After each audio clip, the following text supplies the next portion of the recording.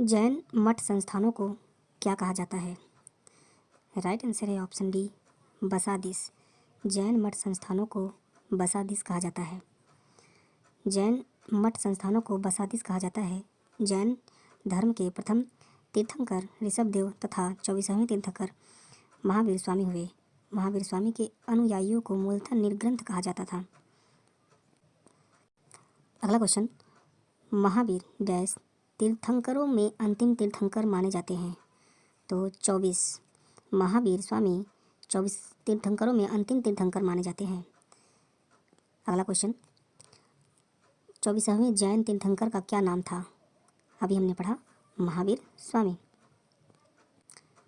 अगला क्वेश्चन, पार्श्वनाथ जो एक क्षत्रिय और बनारस के राजा अश्वसेन का पुत्र था, वह डैश डैश जैन तीर्थंकर बना? तो राइट आंसर होगा ऑप्शन ए, 23वां। बनारस के राजा अश्वसेन का पुत्र पार्श्वनाथ 23वें जैन तीर्थंकर बने।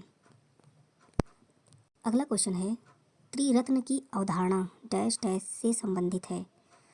तो इसका आंसर है बी एंड सी, जैन धर्म और बौद्ध धर्म। जो त्रिरत्न की अवधारणा है जैन धर्म और बौद्ध धर्म दोनों से संबंधित है। अगला प्रश्न है, निम्नलिखित में से अनुसरण किए जाने वाले धर्म एवं पवित्र पुस्तिका की कौन सी जोड़ी असंगत है? ऑप्शन ए है इस्लाम, कुरान, सिख धर्म, गुरु ग्रंथ साहिब, जैन धर्म, उपनिषद, और डी है ईसाई धर्म, बाइबिल। तो इसका असंगत है जैन धर्म, उपनिषद। अगला क्वेश्चन है, शब्द श्वेतांबर डैश से जुड़ा हुआ है? जो श्वेतांबर है वो जैन धर्म से जुड़ा हुआ है। श्वेतांबर शब्द जैन धर्म से जुड़ा है। चंद्रगुप्त मौर्य के शासनकाल में जैन धर्म दो संप्रदायों श्वेतांबर एवं दिगंबर में बढ़ गया था। श्वेतांबर संप्रदाय के अनुयायी सफ़ेद वस्त्र धारण करते थे, जबकि दिगंबर संप्रदाय के अनुयायी नग्न अवस्था में रहते थे।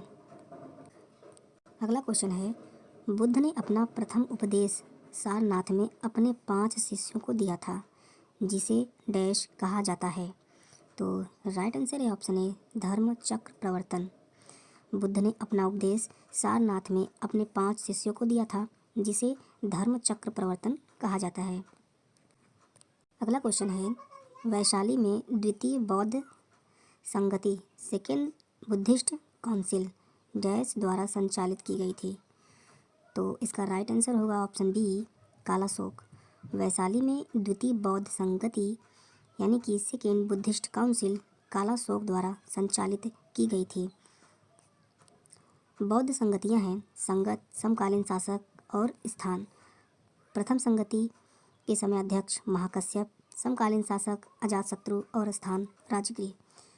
द्वितीय संगति सबाकामी, समकालीन शासक कालाशोक और स्थान वैशाली। तृतीय संगत मोगलीपुत्र तिस्य, समकालीन शासक अशोक, स्थान पाटलिपुत्र। चतुर्थ संगति वसुमती के समय शासनकालीन शासक कनिष्क और स्थान है कुंडलवन। अगला प्रश्न है, थेरीगाथा एक बौद्ध ग्रंथ है जो डैश का हिस्सा है? यह भिक्षुणियों द्वारा रचित छंदों का संग्रह है। तो आंसर होगा ऑप्शन बी, सुत्त पिटक। थेरीगाथा एक बौद्ध ग्रंथ है जो सुत्त पिटक का हिस्सा है। यह भिक्षुणियों द्वारा रचित छंदों का संग्रह है। बढ़ते हैं अगले क्वेश्चन की तरफ। 3 पीटकों में से आदिधम्म पीटक डैश डैश से संबंधित है? तो राइट आंसर होगा ऑप्शन सी, दार्शनिक मामलों। 3 पीटकों में से आदिधम्म पीटक दार्शनिक मामलों से संबंधित है। इसके कुछ इंपॉर्टेंट पॉइंट है वो भी ध्यान में रखेंगे। अभिधम्म पीटक में बौद्ध मतों की दार्शनिक व्याख्या की गई है। इस पीटक का संकलन अशोक के समय में हुए तृतीय बौद्ध संगति में मोग्गलीपुतिस ने किया था। ये हीनयानी थे। आदिधम्म पीटक में कुल 7 ग्रंथ सम्मिलित हैं।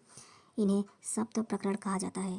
पहला है धम्मसंगनी, दूसरा विभंग, तीसरा धातु कथा, चौथा पुंगल पंगति, 5वां कथा वस्तु, छठा है यमक और 7वां है पट्ठान, जिसमें सबसे महत्वपूर्ण ग्रंथ कथा वस्तु है। अगला प्रश्न है, माना जाता है कि गौतम यानी कि सिद्धार्थ ने अंतिम ज्ञान प्राप्ति के लिए बोध गया जाने से पहले 6 साल तक डैश डैश स्थान पर शुद्ध चित्त से ध्यान किया था। तो स्थान कहाँ पे है? आंसर होगा बी, प्रागबोधि। माना जाता है कि गौतम सिद्धार्थ ने अंतिम ज्ञान प्राप्ति के लिए बोध गया जाने से पहले 6 साल तक प्रागबोधि स्थान पर शुद्ध चित्त से ध्यान किया था। अगला क्वेश्चन है त्रिपिटक इनमें से किस धर्म का पवित्र ग्रंथ है? त्रिपिटक किसका पवित्र ग्रंथ है? तो आंसर होगा ऑप्शन बी, बौद्ध धर्म। त्रिपिटक जो है बौद्ध धर्म का पवित्र ग्रंथ है। अगला क्वेश्चन है गौतम बुद्ध का संबंध निम्नलिखित में से किस गण से था? तो राइट आंसर होगा ऑप्शन ए, शाक्य। गौतम बुद्ध का संबंध जो है शाक्य गण से था।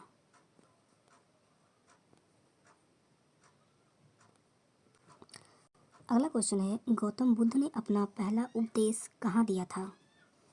तो राइट आंसर होगा ऑप्शन सी, सारनाथ। गौतम बुद्ध ने अपना पहला उपदेश सारनाथ में दिया था। अगला प्रश्न है गौतम बुद्ध को ज्ञान की प्राप्ति निम्नलिखित में से किस शहर में हुई थी? गौतम बुद्ध को ज्ञान की प्राप्ति किस शहर में हुई थी? तो आंसर है ऑप्शन बी, बोध गया। तो गौतम बुद्ध को ज्ञान की जो प्राप्ति हुई थी बोध गया में हुई थी। इसके कुछ महत्वपूर्ण पॉइंट है वो भी ध्यान में रखेंगे। बौद्ध धर्म के संस्थापक गौतम बुद्ध का जन्म 563 ईसा पूर्व कपिलवस्तु के निकट लुम्बिनी नामक ग्राम में हुआ था।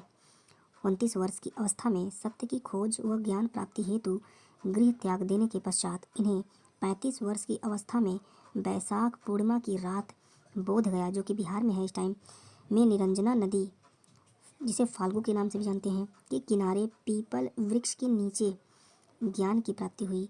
तत्पश्चात वे बुद्ध कहलाए। इनके बचपन का नाम सिद्धार्थ, माता का नाम महामाया तथा पिता का नाम शुद्धोधन था।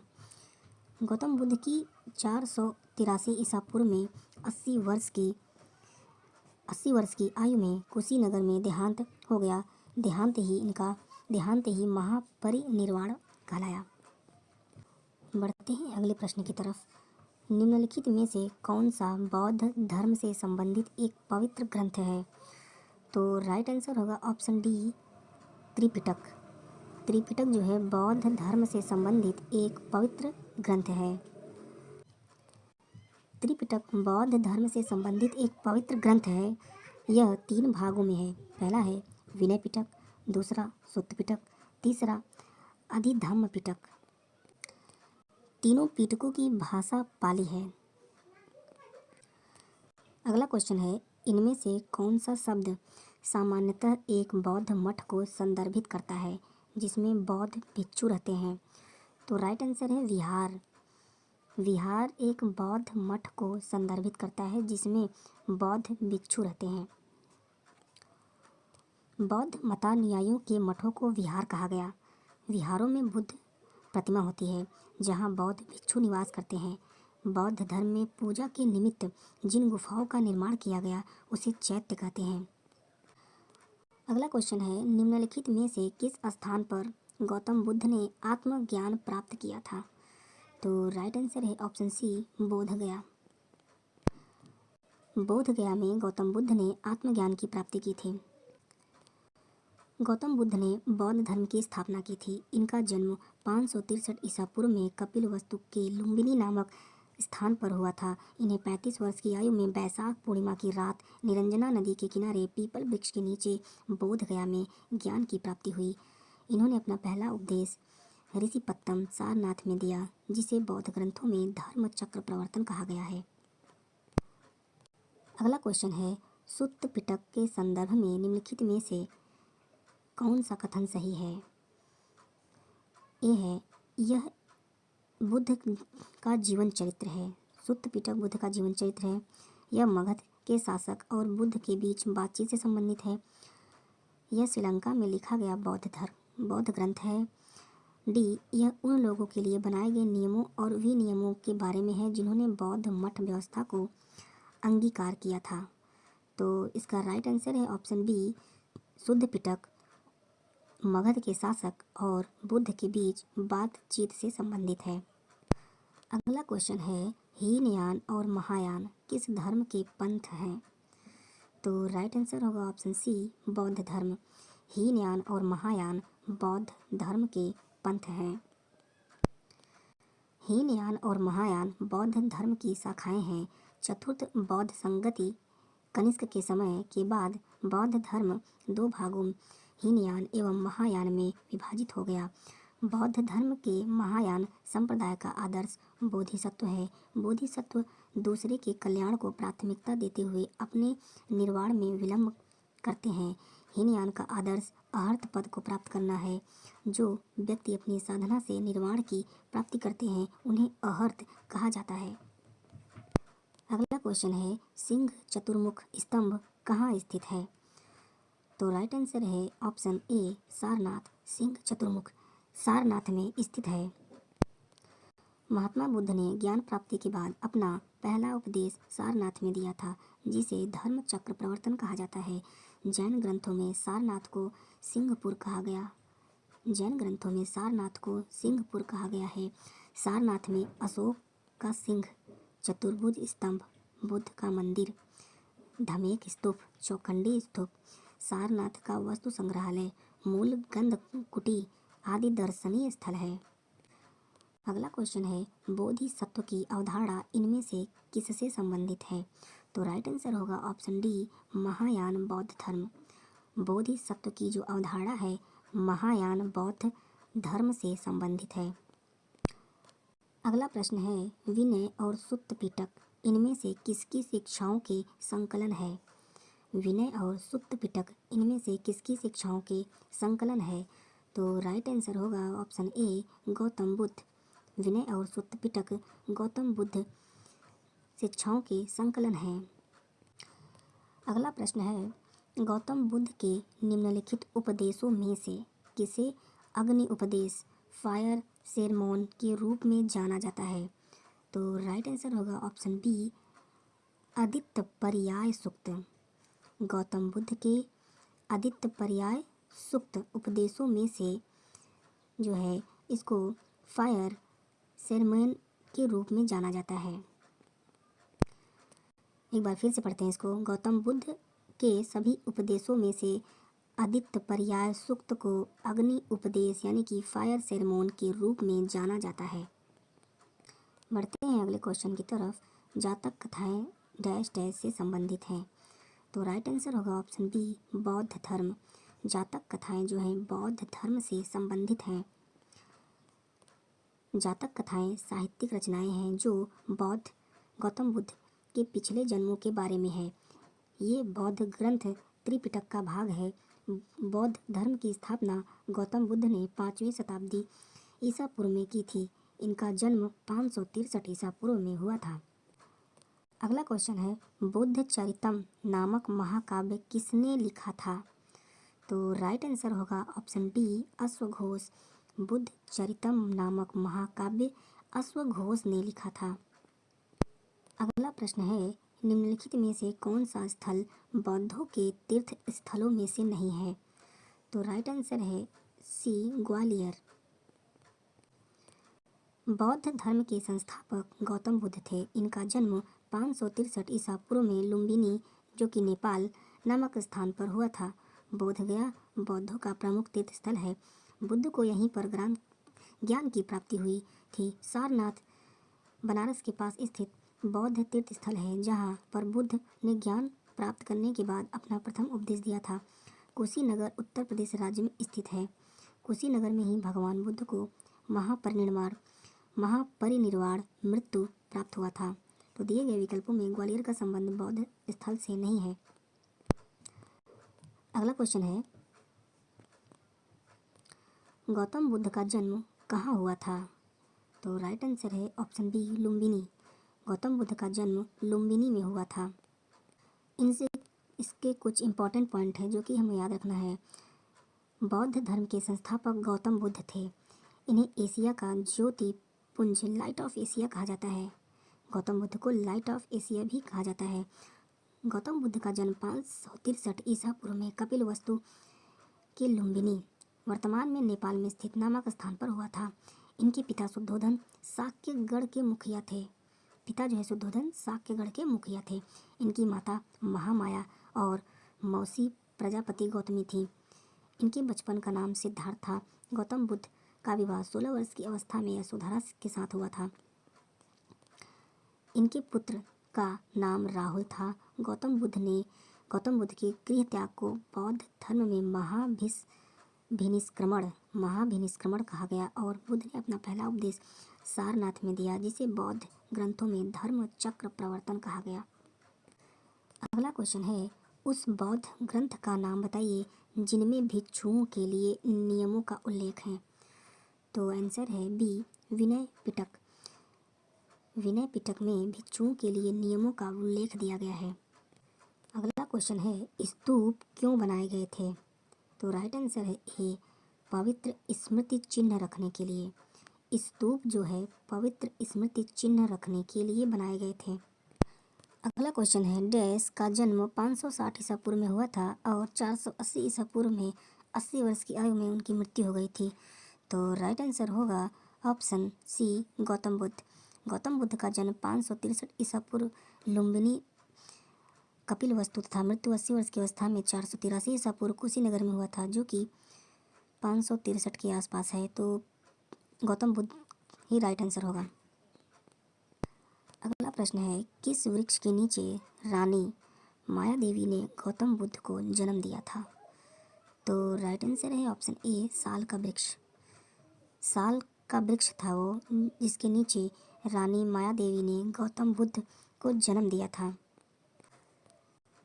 गौतम बुद्ध का जन्म 563 ईसा पूर्व में कपिलवस्तु के लुम्बिनी नामक स्थान पर साल वृक्ष के नीचे हुआ था। इनके पिता शुद्धोधन शाक्यगढ़ के मुखिया थे। गौतम बुद्ध को 6 वर्ष की कठिन तपस्या के बाद वैशाख पूर्णिमा की रात निरंजना फाल्गु नदी के किनारे पीपल वृक्ष के नीचे ज्ञान प्राप्त हुआ था। अगला प्रश्न है, बौद्ध धर्म की नींव डैश डैश महान सच्चाइयों एवं डैश डैश अंगी पथ पर आधारित है। तो राइट आंसर है डी, बौद्ध धर्म की नींव 4 महान सच्चाइयों एवं 8 अंगी पथ पर आधारित है। एक बार फिर से, बौद्ध धर्म की नींव 4 महान सच्चाइयों एवं 8 अंगी पथ पर आधारित है। बुद्ध ने सांसारिक दुखों के संबंध में 4 आर्य सत्यों यानी कि सच्चाइयों का उपदेश दिया। इन्हें संस्कृत में चत्वारि आर्य सत्यानि और पाली में चत्तरि आर्य सच्चानि कहते हैं। भगवान बुद्ध के 4 आर्य सत्य निम्न हैं। पहला है दुख, संसार में दुख है। दूसरा, दुख समुदाय, दुख का कारण है। दुख निरोध, दुख का निवारण है। चौथा है दुख निरोध गामिनी प्रतिपदा, निवारण के लिए अष्टांगिक मार्ग है। इन सांसारिक दुखों से मुक्ति हेतु बुद्ध ने अष्टांगिक मार्ग का वर्णन किया है। ये हैं सम्यक दृष्टि, सम्यक संकल्प, सम्यक वाक, सम्यक कर्मांत, सम्यक आजीव, सम्यक व्यायाम, सम्यक स्मृति और सम्यक समाधि। बढ़ते हैं अगले क्वेश्चन की तरफ। निम्नलिखित में से कौन सा भगवान बुद्ध की 4 महान सच्चाइयों में नहीं है। तो राइट आंसर होगा ऑप्शन सी, यदि इच्छाओं से छुटकारा नहीं मिलता है तो दुखों से निवारण हो सकता है। अगला प्रश्न है, त्रिपिटक पवित्र धर्म ग्रंथ कौन से धर्म से संबंधित है। तो राइट आंसर होगा ऑप्शन डी, बौद्ध धर्म। त्रिपिटक जो है पवित्र धर्म ग्रंथ बौद्ध धर्म से संबंधित है। बौद्ध साहित्य को त्रिपिटक कहा जाता है। ये पाली भाषा में रचित है। बुद्ध की मृत्यु के बाद उनकी शिक्षाओं को संकलित कर 3 भागों विनय पिटक, सुत्त पिटक और अधिधम्म पिटक में विभाजित किया गया। यहाँ पर शुद्ध पिटक का अर्थ होता है टोकरी। ध्यान रखेंगे, शुद्ध पिटक का जो अर्थ होता है टोकरी। सुत्त पिटक, सुत्त का अर्थ धर्म उपदेश। इस पिटक में बौद्ध धर्म के उपदेश संग्रहित हैं। इसमें बुद्ध के पूर्व जन्म की कथाएं हैं। पूर्व जन्म की कथाएं किसमें हैं? शुद्ध पिटक में। विनय पिटक, इस पिटक में मठ के निवास करने वाले भिक्षु एवं भिक्षुणियों के दैनिक जीवन संबंधी आचार विचार एवं अनुशासन संबंधी नियम है। लास्ट है अधिधम्म पिटक, इस पिटक में बौद्ध दार्शनिक सिद्धांतों का वर्णन है। बौद्ध दार्शनिक सिद्धांतों का वर्णन कहाँ पे है? अगला प्रश्न है त्रिपिटक डैश डैश उपदेशों का सबसे पहला संग्रह है। तो राइट आंसर है ऑप्शन सी बौद्ध धर्म। त्रिपिटक बौद्ध धर्म उपदेशों का पहला संग्रह है। अगला प्रश्न है गौतम बुद्ध ने अपना प्रथम प्रवचन कहाँ दिया? तो राइट आंसर है ऑप्शन बी सारनाथ। गौतम बुद्ध ने अपना प्रथम प्रवचन सारनाथ में दिया। अगला क्वेश्चन गौतम बुद्ध ने अपना पहला उपदेश डैश डैश में दिया था? तो आंसर है सारनाथ। बढ़ते अगले क्वेश्चन की तरफ। गौतम बुद्ध को ज्ञान प्राप्त कहाँ हुआ था? तो राइट आंसर है ऑप्शन ए बोध गया। गौतम बुद्ध को ज्ञान प्राप्त बोध गया में हुआ था। बौद्ध धर्म के प्रवर्तक गौतम बुद्ध को 35 वर्ष की आयु में उरुवेला बोधगया में बोधि पीपल वृक्ष के नीचे निरंजना नदी के तट पर वैशाख पूर्णिमा के दिन ज्ञान प्राप्त हुआ। इसके पश्चात ये बुद्ध कहलाए। बुद्ध ने अपना सर्वाधिक उपदेश कौशल देश की राजधानी श्रावस्ती में दिया। अगला क्वेश्चन है बौद्ध ग्रंथों का अध्ययन करने के लिए विजयवाड़ा में कौन सा चीनी विद्वान रहा? तो आंसर है बी जुआनजोंग। बौद्ध धर्मों का अध्ययन करने के लिए विजयवाड़ा में जुआनजोंग चीनी विद्वान रहा। अगला क्वेश्चन बोध गया किस भारतीय राज्य में स्थित है? आंसर है बिहार। अगला प्रश्न गौतम बुद्ध ने अपने उपदेशों में जन साधारण की भाषा डैश डैश का प्रयोग किया? तो राइट आंसर है डी पाली। गौतम बुद्ध ने अपने उपदेशों में जन साधारण की भाषा पाली का प्रयोग किया। अगला प्रश्न जातक कथाओं में डैश के जन्म और उनके पूर्व जीवन का वर्णन है? तो आंसर है ए बुद्ध। जातक कथाओं में बुद्ध के जन्म और उनके पूर्व जीवन का वर्णन मिलता है। अगला प्रश्न है जैन धर्म और बौद्ध धर्म के उदय में भारत में ईसा पूर्व डैश डैश शताब्दी में धार्मिक अशांति देखी गई थी? तो आंसर है सी छठी। जैन धर्म और बौद्ध धर्म के उदय में भारत में ईसा पूर्व छठी शताब्दी में धार्मिक अशांति देखी गई थी। अगला प्रश्न है गौतम बुद्ध की माँ का क्या नाम था? तो राइट आंसर है ए माया। गौतम बुद्ध की माँ का नाम माया था। अगला प्रश्न है बौद्ध धर्म में दिए गए आचार के नियम डैश डैश और पंचशील सिद्धांत के नाम से जाने जाते हैं? राइट आंसर होगा ऑप्शन सी अष्टांगिक मार्ग। बौद्ध धर्म में दिए गए आचार के नियम अष्टांगिक मार्ग और पंचशील सिद्धांत के नाम से जाने जाते हैं। अगला प्रश्न है डैश डैश वास्तुकला में मुख्य रूप से चैत्य विहार स्तूप और स्तंभ होते हैं? तो राइट आंसर होगा बी बौद्ध वास्तुकला में मुख्य रूप से चैत्य विहार स्तूप और स्तंभ होते हैं। अगला प्रश्न है बौद्ध तीर्थ स्थान दांत का मंदिर यहाँ स्थित है? बी श्रीलंका। दांत का मंदिर जो है श्रीलंका में स्थित है। बौद्ध तीर्थ स्थान दांत का मंदिर श्रीलंका के कैंडी शहर में स्थित है। कैंडी की पूर्व राजशाही के शाही महल परिसर में स्थित इस मंदिर में महात्मा बुद्ध के दांत रखे गए थे। कैंडी श्रीलंका के राजाओं की अंतिम राजधानी थी। वर्तमान में यह यूनेस्को के विरासत स्थलों में शामिल है। अगला क्वेश्चन है बोरोबुडुर बौद्ध मंदिर कहाँ स्थित है? तो आंसर होगा सी इंडोनेशिया। बोरोबुडुर बौद्ध मंदिर इंडोनेशिया में स्थित है। बोरोबुडुर अथवा बोरोबुडुर इंडोनेशिया के मध्य जावा प्रांत के मगेलांग नगर में स्थित 750 से 850 ईस्वी के मध्य का महायान बौद्ध विहार है। यह आज भी संसार में सबसे बड़ा बौद्ध विहार है। इसका निर्माण 9वीं सदी में शैलेंद्र राजवंश के दौरान हुआ था। अगला, जहाँ यह मानते हैं कि भगवान बुद्ध ने अपना पहला उपदेश दिया था, उस स्मारक का नाम बताएं और जिसे seat of the Holi Buddha भी कहा जाता है। तो आंसर होगा ए, धमेख स्तूप, सारनाथ। महात्मा बुद्ध ने अपना पहला उपदेश सारनाथ में 5 ब्राह्मण सन्यासियों को दिया था। इसी स्थान पर सम्राट अशोक ने धमेख स्तूप का निर्माण करवाया था। किसने करवाया था? सम्राट अशोक ने। इनके द्वारा दिया गया पहला उपदेश धर्म चक्र प्रवर्तन कहलाया। इसे seat of the Holi Buddha भी कहा गया। अगला प्रश्न है, निम्नलिखित में से कौन सा एक बुद्ध की शिक्षाओं का संग्रह है?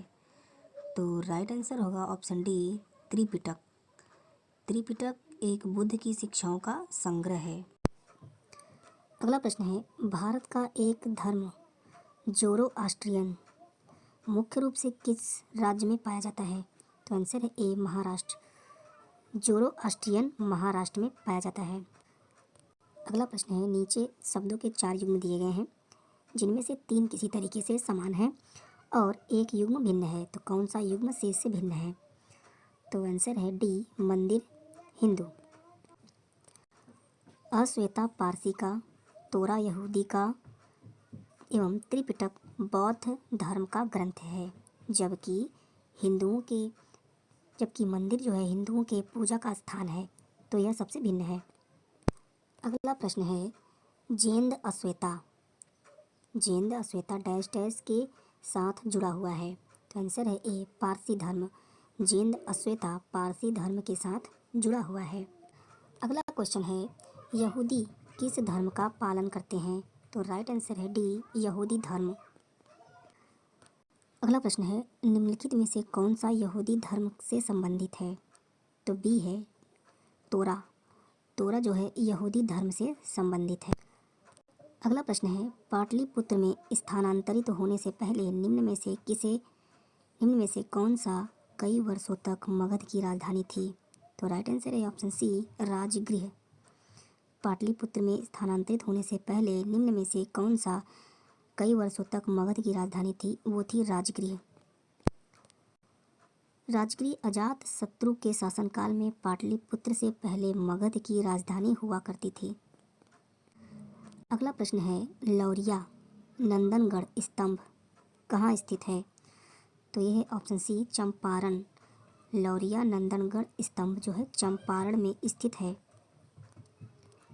अगला क्वेश्चन, किस मौर्य सम्राट ने लगभग 287/231 ईसा पूर्व के अपने शासनकाल के दौरान शिलाओं और स्तंभों पर अपने लेख उत्कीर्ण करवाए थे? तो राइट आंसर है ऑप्शन सी, अशोक। अगला क्वेश्चन है, सम्राट अशोक का पितामह कौन था? तो आंसर है ए, चंद्रगुप्त मौर्य। सम्राट अशोक का जो पितामह चंद्रगुप्त मौर्य थे। निम्न में से कौन सा स्थल आधुनिक गुजरात में स्थित है, जहां अशोक के शिलालेख अवस्थित हैं? तो आंसर है सी, गिरनार। गिरनार में आधुनिक गुजरात, गिरनार में जो है गिरनार ऐसा स्थल है जहाँ पे आधुनिक गुजरात में स्थित है, जहाँ अशोक के शिलालेख अवस्थित हैं। अगला प्रश्न है, लगभग 260 ईसा पूर्व किस मौर्य सम्राट ने कलिंग को जीतने के लिए सैन्य अभियान का नेतृत्व किया था? तो आंसर है सी, अशोक। लगभग 260 ईसा पूर्व किस मौर्य सम्राट ने कलिंग को जीतने के लिए सैन्य अभियान का नेतृत्व किया था? वो थे अशोक। अगला प्रश्न है, अशोक के अधिकांश शिलालेख डैश डैश भाषा में थे, जबकि उपमहाद्वीपीय के उत्तर पश्चिम में पाए गए शिलालेख आरंभिक और यूनानी भाषा में थे? तो आंसर है बी, प्राकृत। अशोक के अधिकांश शिलालेख प्राकृत भाषा में थे और जबकि उपमहाद्वीप के उत्तर पश्चिम में पाए गए शिलालेख आरंभिक और यूनानी भाषा में थे। अगला प्रश्न है, मौर्य शासन के दौरान निम्नलिखित में से किस प्रांत को कर्नाटक में सोने की खान का केंद्र माना जाता था? तो ये है ऑप्शन ए सुवर्णगिरी। मौर्य शासनकाल के दौरान निम्नलिखित में किस प्रांत को कर्नाटक में सोने की खान का केंद्र माना जाता था? तो आंसर है सुवर्णगिरी। अगला प्रश्न है, सेल्यूकस निकेटर नामक टेस्ट शासक द्वारा मेगास्थनीज नामक राजदूत को चंद्रगुप्त मौर्य के दरबार में भेजा गया था। तो इसका राइट आंसर है डी यूनानी। सेल्यूकस निकेटर नामक यूनानी शासक द्वारा मेगास्थनीज नामक राजदूत को चंद्रगुप्त मौर्य के दरबार में भेजा गया था। अगला प्रश्न है, मौर्य शासक अशोक द्वारा निर्मित सारनाथ सिंह चतुर्भुज डैश डैश से बना था।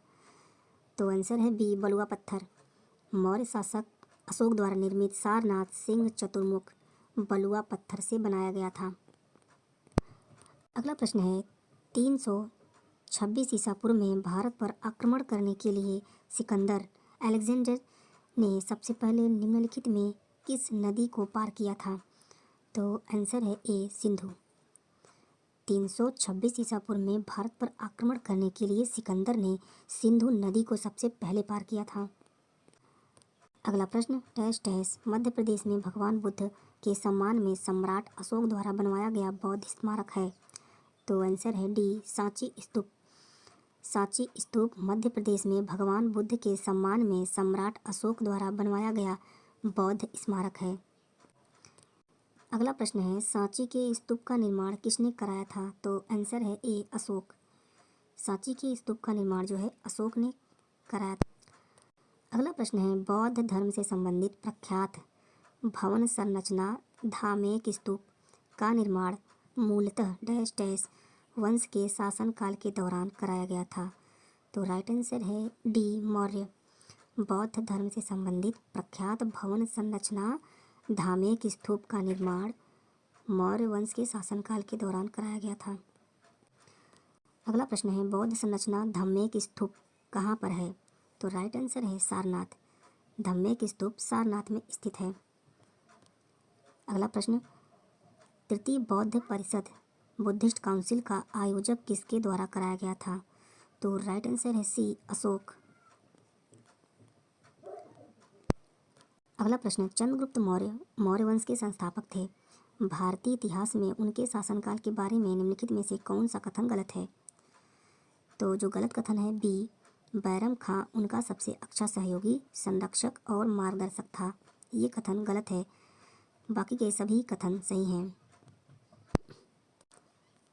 अशोक तर्कसिद्ध रूप से प्रारंभिक भारत के सबसे प्रसिद्ध शासक थे जिसने कलिंग पर विजय प्राप्त की। वे डैश डैश के पोते थे। चंद्रगुप्त मौर्य। राइट आंसर है चंद्रगुप्त मौर्य। अशोक तर्कसिद्ध रूप से प्रारंभिक भारत के सबसे प्रसिद्ध शासक थे जिसने कलिंग पर विजय प्राप्त की और वे चंद्रगुप्त मौर्य के पोते थे। अगला प्रश्न है, ऐतिहासिक ग्रांड ट्रंक रोड का निर्माण कई शासकों द्वारा कराया गया था। मौर्य वंश के शासनकाल के दौरान इसे क्या कहा जाता था? आंसर है ए उत्तरापथ। अगला प्रश्न है, कलिंग युद्ध की हिंसा को देखकर प्रतिशोध लेने की सोच रखने वाले सम्राट अशोक का हृदय परिवर्तन हुआ और वे एक स्थिर चित्त एवं शांति प्रिय सम्राट और डैश डैश के अनुयायी बन गए। बौद्ध धर्म। एक बार फिर से, कलिंग युद्ध की हिंसा को देखकर प्रतिशोध लेने की सोच रखने वाले सम्राट अशोक का हृदय परिवर्तन हुआ और वे एक स्थिर चित्त एवं शांति प्रिय सम्राट एवं बौद्ध धर्म के अनुयायी बन गए। चंद्रगुप्त मौर्य के गुरु कौन थे?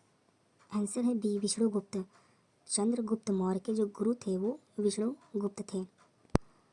चंद्रगुप्त मौर्य के गुरु विष्णुगुप्त का अन्य नाम चाणक्य व कौटिल्य था। चंद्रगुप्त मौर्य ने भारत में मौर्य समाज की स्थापना की थी।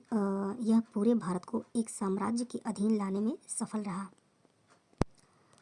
अगला प्रश्न है, उदयन ने मगध की राजधानी को किस शहर से हटाकर पाटलिपुत्र में स्थानांतरित किया है? आंसर है डी, राजगृह। उदयन ने मगध की राजधानी को किस शहर से हटाकर पाटलिपुत्र में स्थानांतरित किया गया? तो यह है राजगृह। अगला प्रश्न है, निम्नलिखित में से कौन सी पुस्तक मेगास्थनीज ने लिखी है? तो आंसर है सी, इंडिका। इंडिका जो है मेगास्थनीज ने लिखी है। अगला प्रश्न है, अशोक के प्राचीनतम प्राप्त अभिलेख निम्न में से किस लिपि में लिखे गए? तो आंसर है सी, ब्राह्मी। अगला क्वेश्चन है, इनमें से किसने मौर्य प्रशासन में अध्यक्षों को विभिन्न विभागों के अधीक्षकों के रूप में उल्लेखित किया था? तो आंसर है ए, कौटिल्य। अगला प्रश्न है, सम्राट अशोक ने बौद्ध धर्म के आदर्शों के प्रचार के लिए धर्म प्रचारकों को दूर दराज के स्थानों पर भेजा ताकि लोग भगवान बुद्ध की शिक्षाओं द्वारा अपने जीवन को प्रेरित कर सके। इन धर्म प्रचारकों में उनका पुत्र एवं पुत्री भी शामिल थे। तो आंसर है ऑप्शन सी, महेंद्र। उनका पुत्र महेंद्र एवं पत्नी संघमित्रा भी शामिल थीं। अगला प्रश्न है, निम्नलिखित में से कौन से राजा संघमित्रा और महेंद्र वर्मन के पिता थे? तो आंसर है सी, अशोक। निम्नलिखित में से कौन से राजा संघमित्रा और महेंद्र वर्मन के पिता थे? तो थे अशोक। अगला प्रश्न है, डैश डैश ने धर्म विजया धार्मिकता द्वारा विजय की नीति विकसित की? तो आंसर है सी, अशोक। अशोक ने धर्म विजया धार्मिकता द्वारा विजय की नीति विकसित की। अगला प्रश्न है, अशोक के शासनकाल की सबसे महत्वपूर्ण घटना कलिंग आधुनिक युग में डैश डैश पर विजय थी, जो उनके जीवन का एक महत्वपूर्ण परिवर्तन सिद्ध हुआ? तो आंसर है डी, उड़ीसा। अशोक के शासनकाल की सबसे महत्वपूर्ण घटना कलिंग आधुनिक युग में उड़ीसा पर विजय थी, जो उनके जीवन की एक महत्वपूर्ण परिवर्तन सिद्ध हुआ। अगला प्रश्न है, अशोक ने डैश डैश के युद्ध के बाद बौद्ध उपदेशों को अपना लिया था? तो आंसर है बी, कलिंग। अशोक ने कलिंग युद्ध के बाद बौद्ध उपदेशों को अपना लिया था। अगला प्रश्न है, प्रसिद्ध कलिंग युद्ध ने सम्राट अशोक को युद्ध छोड़ने और बौद्ध धर्म को अपनाने के लिए प्रेरित किया था। यह युद्ध उड़ीसा में कब लड़ा गया था? तो आंसर है ए, 261 BC। एक बार फिर से, प्रसिद्ध कलिंग युद्ध ने सम्राट अशोक को युद्ध छोड़ने और बौद्ध धर्म अपनाने के लिए प्रेरित किया था। यह युद्ध उड़ीसा में कब लड़ा गया था? तो यह युद्ध उड़ीसा में 261 BC में लड़ा गया था। अगला प्रश्न है, अशोक के किस शिलालेख में कलिंग युद्ध में अशोक की विजय का उल्लेख किया गया है? तो आंसर है ए, 13वें। अशोक के 13वें शिलालेख में कलिंग युद्ध में अशोक की विजय का उल्लेख किया गया है। अगला प्रश्न, चंद्रगुप्त मौर्य। चंद्रगुप्त का पुत्र डैश डैश मौर्य साम्राज्य के सिंहासन पर बैठने वाला दूसरा शासक था? तो था बिंदुसार। चंद्रगुप्त का पुत्र बिंदुसार मौर्य साम्राज्य के सिंहासन पर बैठने वाला दूसरा शासक था। अगला प्रश्न, सम्राट अशोक डैश का पुत्र था जो मौर्य वंश से संबंधित था? तो आंसर है सी, बिंदुसार। सम्राट अशोक बिंदुसार का पुत्र था जो मौर्य वंश से संबंधित था। अगला प्रश्न है, सम्राट अशोक किसके उत्तराधिकारी थे? तो आंसर है बी, बिंदुसार। सम्राट अशोक बिंदुसार के उत्तराधिकारी थे। सुसीम मौर्य शासक बिंदुसार का श्रेष्ठ पुत्र, जेठ पुत्र और अशोक का सौतेला भाई था।